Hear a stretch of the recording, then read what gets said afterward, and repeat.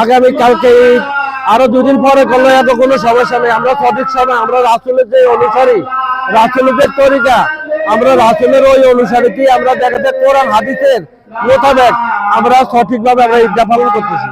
আমরা 150 বছর যাবত এই ঈদ পালন করতেছি আমাদের পূর্বপুরুষের থেকে। দেখা গেছে আমরা এই যে ঈদ পালন করতেছি, আমাদের সুরেশ্বর দরবার শরীফের চুনুমিয়া হুজুরে এটা চাঁদ কমিটির একজন সভাপতি ছিল। সে নিজ বয়সে বইছিল যে হুজুর আপনি কেন আলেমগরের সহকারে ওলামা যারা আছে তাগরে নিয়ে বইছিল রাষ্ট্রীয়ভাবে যে আপনি কেন ঈদটা এইভাবে আগে চৌধুরীর লগে করেন। কইতে আছে যে দেখেন এই কোরআন এই হাদিস, যে কোনো বিশ্বের যে কোনো 3 জন মুমিন ব্যক্তি যদি চাঁদ দেখে তা আমাদের চাঁদ দেখা হয়।